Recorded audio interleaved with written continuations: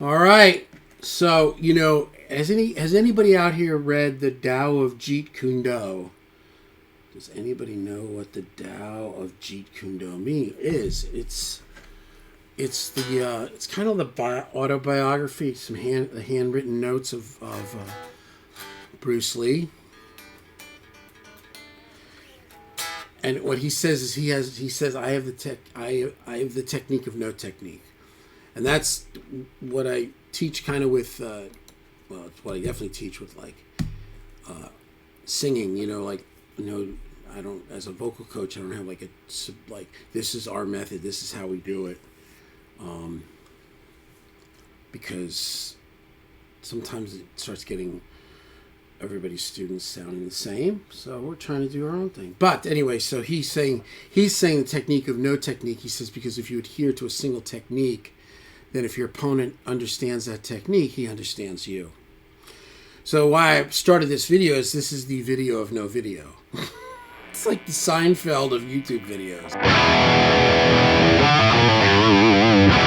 A bunch of stories and a little playing. Well, a bunch of everything. So I'm going to tell you a couple stories. Fun stories. Well, so I got a thing, So how many people out there, let's see, like you ever see somebody do something like, let's say in guitar, like they have a rig, they play, and you're inspired by the way they play it, and then you play it, and either it's not really working or you don't even like it. Like you like it with them maybe playing it, but you don't necessarily like it with you playing it. Well, that's kind of been a theme because I keep thinking there's something else, the afterlife. And I got all those marks, and I just ended up selling all the Mesa marks, and then I started getting on this thing for like getting a vintage blackface Fender, preferably like a 64 to 68 Fender Deluxe. So I found a couple of them, and I listen to some of these guys that play them, and they sound so great. It's a very popular thing here in Nashville. It's a very Nashville thing, but I've had really major trepidations. I'm not really the biggest fan of like owning a bunch of really old gear. I have some old gear. I have a 77 Marshall that is perfect, and I take good care of it, and it's beautiful. But other than a few pieces, I don't really necessarily dig old gear. But there was an old 67 deluxe reverb for sale, and I chatted with the dude. He shot a video, and I listened to it. It sounded really great, and his playing was great. Again, he was kind of a Nashville dude, and so made plans to go out and play it today. About 35 minutes, kind of northwest of northwest of Nashville. But today, I was in church, and I was just like, the sermon was about like, it was kind of like about like, we always think it's something else, it's something more. I need more. It needs more. Because it was all about like anybody that has the heart for this, like that's your discipleship. Like you don't have to like go to seminary school. You don't have to like have degrees. You don't have to do all this stuff. You can just talk to people and help them or whatever. And so while he's talking about that, I'm thinking about like, this is really not what I need. And then the dude hit me up while I was at church. He's like, hey, I'm home. And then all of a sudden that other side of my brain was just like, So I texted him, of course, right, while I'm in church. Special place in hell for the people that text people while they're at church. Oh, man. And I'm in the band, too, man. I got to keep it together. My youngest son got baptized today. When the pastor dunked him, I started crying. I was just so powerful. I think somebody's coming in. But then I started praying. I was like, I know I don't need this thing. Just show me a sign. Like, I don't know, just help me. They're not show me a sign. That's stupid. But like I'm scared. I was really scared. It's unnecessary dough, and then you're buying something that's just like old. I mean, just dealing with that Mark IV was like almost gave me an embolism. And that amp was fine, but just dealing with old gear that is hard to deal with is just. But so I'm on my way out there. I get all the kids sorted out and the dogs sorted out. I head out there. I'm like listening to music and kind of praying about this and help me. And I get there. And the amp crapped out. I feel bad for this guy because now he has to get this thing fixed before he sells it. But we had a workaround and we were able to hear it. And it's a 67 blackface Fender Deluxe with, for the most part, stock, all original Transformers. It's got like some sort of a 60s reissue speaker in it. I played it. It sounded really cool. It was very 3D and very like this. Wasn't my thing. I played like this. And I don't know if because I don't stand in front of amps a lot playing. But when I stand in front of my matchless, I lean into it. But with this, I was also in this dude's house and nobody else was there. And he's like, just crank it, man. And I cranked it, and I'm like 3 feet in front of the amp. And it's, But I felt like this. I felt like soft. It felt very harsh. There was something harsh on top a little bit. Not harsh, but it was jumpy, and I could see why these chicken picking, country fried dudes dig it. But it's not really my thing. Like I love the clean sounds. With the new band I'm in, we're doing Hysteria. That's what I like. You know what I mean? Like I love Brent Mason, but that's not what I do. You know what I mean? I love Hysteria. I love those kind of cleans. I love, Women in Love, Van Halen. I love Flesh or Fantasy. I love more that kind of thing, The Fix, one thing leads to another, or, so the amp was, kaputzt. It had problems. So, and at first he was like, and he was a good guy, and he's like, well, I'll either, I can knock a bunch of money off, or I'll, pay for it. I'll pay to have it all fixed. I'm like, and he knew, literally as I walked up, as I pulled up, he walked out.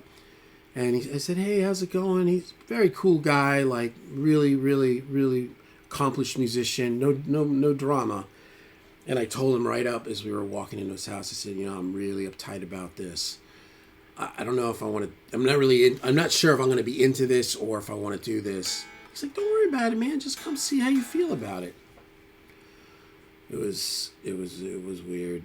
And then I said, no, but we sat around and talked for about 45 minutes. He's like a tour guy. He wants to transition more into a session guy. And we were talking about, nerdy stuff.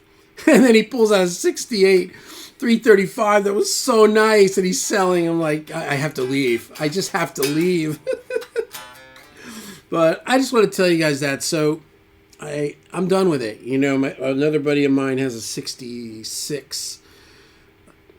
I don't want a deluxe reverb. I don't like those. It's just not my thing. It's too much. I played some Bassemans.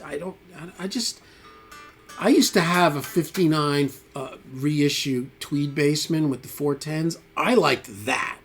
I'm not really into these. And, so, yeah. So there you go. I think because really the 59 Tweed Bassman really kind of felt and sounded more like a Marshall. But, so I came home and I had to pick kids up and, and everybody's coming home, and Riker was, away at camp, and I said, you know what? I said, I got all these pedals laying around, and I've got this extra pedal board up in the attic. So let's pull it down. Let's get all these pedals on the pedal board. so that they're all there and plugged in, so I can plug in the pedal board if I want to use these pedals. You know, it's like a, you know, Boss Fuzz, or, you know, Fuzz and SD1 and OCD, Big Muff, one of those really nice Ernie Ball volumes. And then I've also got my 2 expression pedals for the Fractal, for the FM9. And I said, I haven't been playing I've only been playing my FM9 just to learn songs, but I've been so hooked on this Matchless and back on my 77, man. I've been playing those things every day. And the Mesa. So I'll play a little something. Hold on, what do we got? Check it out. So I don't know if anybody else is like this, but like, I'll know how to do something. I'll figure it out. I'll research it. I'll read the manual or whatever. Get it down. Then don't mess with it for a long time. Then when I got to go do it, I can't remember how to do it. But I remember that I know how to do it. I'm like, I know how to do this. Like, I've done this before, but I can't think how to do it. So I wanted to get my volume. So I've got my 2 expression pedals. So here's my volume, which is expression pedal 1. So I put the pedal on it's the Fractal EV1. I put it on this pedal board that I built today. So it's right here, and it's right where I work, you know, and I can keep it back there. When I want to use it, I pull it more forward, and there it is. So it's volume down. So it took me a few minutes to remember how to do that, and then I had to research it, and then I saved it here in the library. So you'll see I've got JL volume. Oh, JL volume.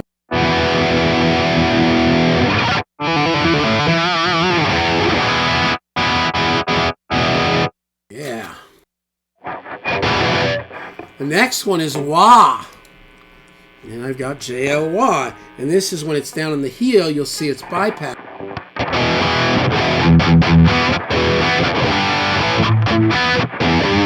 There's a little wah on there, but it's not. It's those Mark IIs. And then as soon as you go like this,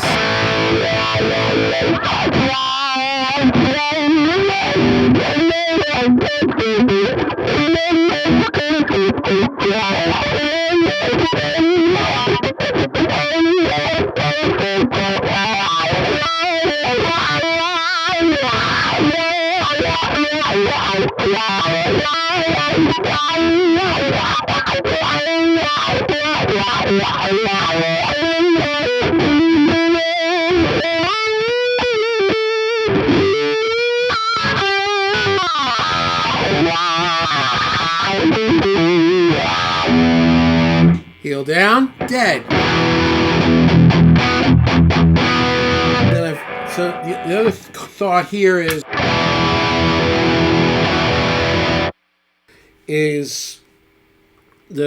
I ended up getting a Flint because I've really been enjoying like using the Matchless and the 77 and running effects into it, you know, not always using the loop, right?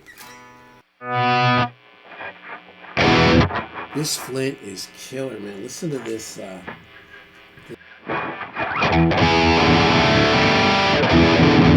Probably not the best sound.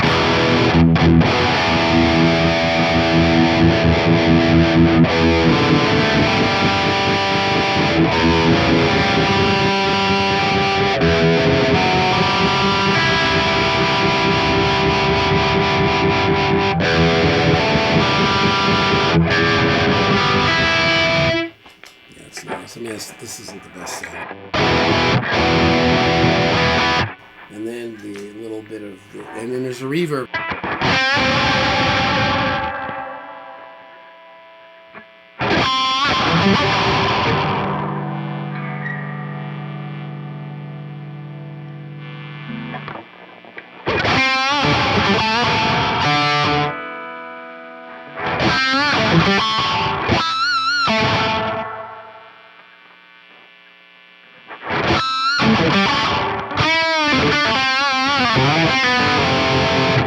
I'm not used to like reverb going into the high gain like that. That's cool though. In a track it won't sound like so gappy.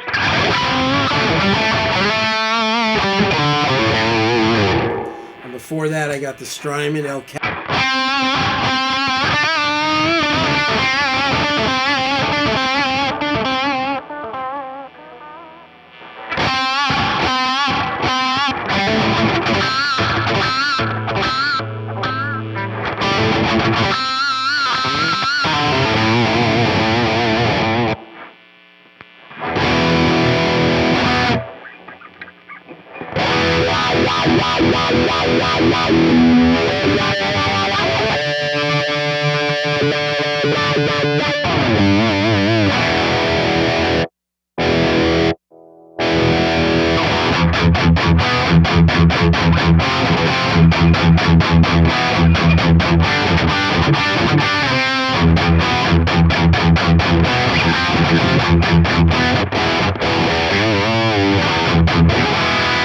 Yeah, that's more kind of, yeah. I'm like going through changes musically. I'm evolving, and but through evolving, sometimes you're trying to be somebody you're not, or so I feel like I'm in a good place now. Tomorrow, the next 2 days, I teach 10 straight hours each day, Monday and Tuesday. Because Wednesday and Thursday, I have my buddy Eric out from LA to track vocals. And then Thursday night, Rob Chandler comes in from Ohio. We're going to write songs and produce songs Friday, Saturday, Sunday. I got to get so much work done this week. So this is the end of relaxing in any way, shape, or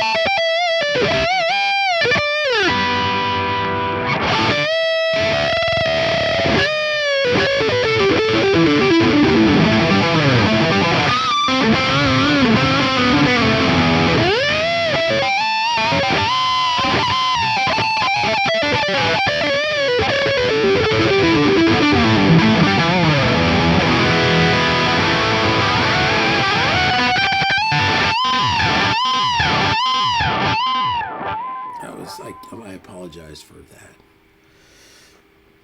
I apologize for that because that was kind of whack. All right. Also, day 21, home from vacation, and I'm officially broke 10 pounds down. I was not doing great when I got home from vacation, and I haven't been doing it great with food. I kind of got food things, so I'm doing very good. No eating out, eating meal prep, exercising. We bought a Peloton for the house, and a lot of baseball, a lot of flag football. So, yeah, but it's hard to say. Well, it's not physically hard to say. Well, maybe it is. Like in theory, I can say it.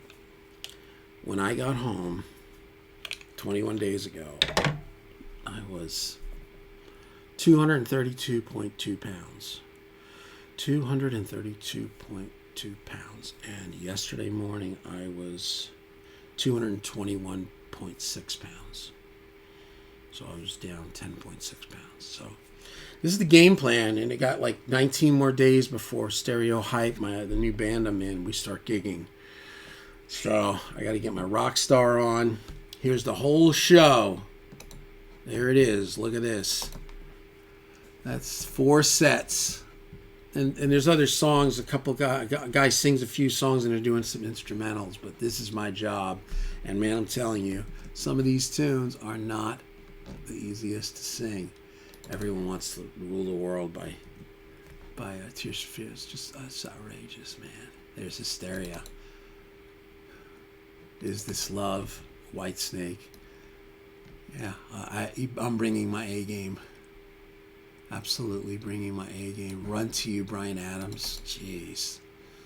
Sad But True is tricky, man. I don't know. There's something about that voice. Some of the songs don't jive with my voice. I love this speed of sound. This is Coldplay. Just such a great tune, Stone Cold. This is one of my all-time favorite vocal performances. And so, synchronicity too, like with the Loch Ness Monster. What's going on? That was yesterday. That's the the Foreigner, and then When It's Over by Loverboy. That's probably the highest. I mean, then there's Uptown Funk and yada yada yada. But after singing all of these mid-tempo power ballads, I still think that Lou Gramm is the king. I mean, all these other guys are great. I love the dude from Loverboy's voice. I never was that into David Coverdale, but he's grown on me over the last number of years, and Is This Love is just fantastic. And I mean, Joe Lynn Turner, that was the first rock star I met when I moved to LA in '86. Stone Cold is just unbelievable. But I gotta tell you, I still think that this is the king, man. I mean, just his voice sounds, when he goes up, you can hear pain in his voice. It just is something about the way he sings, man. So, and look, we're doing Unchained. I can't play any of this. They'd probably ban my video from the interwebs. But there you go. Yeah, this is a weird song. When you were young, you live like Jesus. No. Was it The Killers? When you were young. It sounds like WC, man. The harmonies are classic in it too, man. Oh, and one of my favorite tunes is 1979 by Smashing Pumpkins. And Airplane, I love that song. And I love singing that song, man. Oh, man. Flea just... And Anthony Kiedis, I mean, his voice is cool. And this is probably about my favorite to sing. And I'm getting better at it. Beautiful Day by U2. I was never a U2 guy. I just never really listened, other than just hearing them everywhere all the time. But it was never my thing. I love this song. The lyrics and his voice. It's so different from what I do. And this is what the best thing about this old stereo, Cult of Personality. I hate that song. I've always hated that song. I can't stand that. I don't like that band. I don't like those words either. It's like, ugh. But the best part of this, I didn't make this set list. And that has been real. And when the guy said, yeah, here's the set list, I'm like, killer. I'm just going to do... And he's like, yeah, if any of the songs don't work, just let me know. We'll just mix them. And there was a few of them. A couple of them I could have done, but a couple of the subject matter was like not really my thing. So, but y'all be good. Hey, time change. It's like I came out like 10 after 5 and it was pitch black out. So that kind of sucked. What do you think of old broken amps?